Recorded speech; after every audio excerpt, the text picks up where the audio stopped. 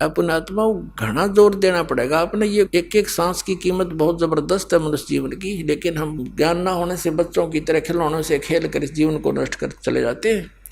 अब क्या बताते हैं कि असंग जन्म मरत्या हो गए, जीवित क्यों ना मरे रे।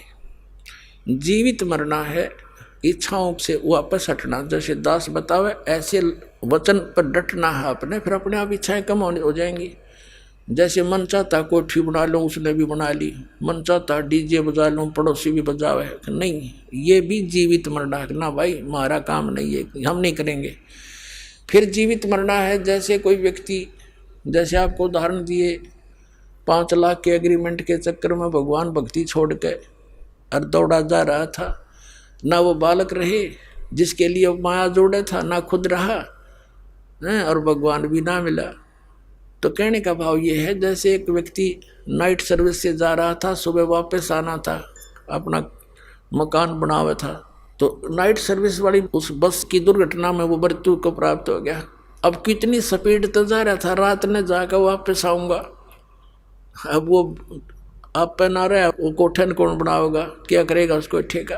तो कहने का भाव ये है कि जब आप सत्संग के निकट आवे और मन बकवाद करे, तो परमात्मा के इस विधान ने याद कर ले कि मान लीजिए हमारी मृत्यु हो जाती है, मृत्यु होगी तो फिर ये सारा साजबाज जिसके कारण हम भगवान के मार्ग पर नहीं लग पा रहे, यहाँ नहीं पहुँच पा रहे, तो परमानेंट टिकट कट गई।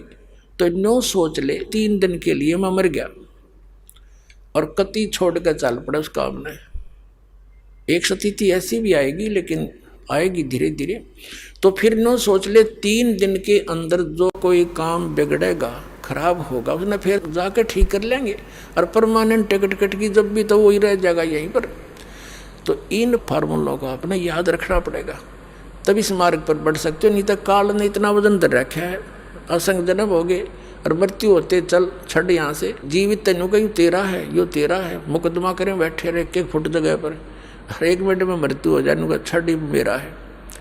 काल कहे छोड़, इसने मूर्ख बना रखा था तेरे को।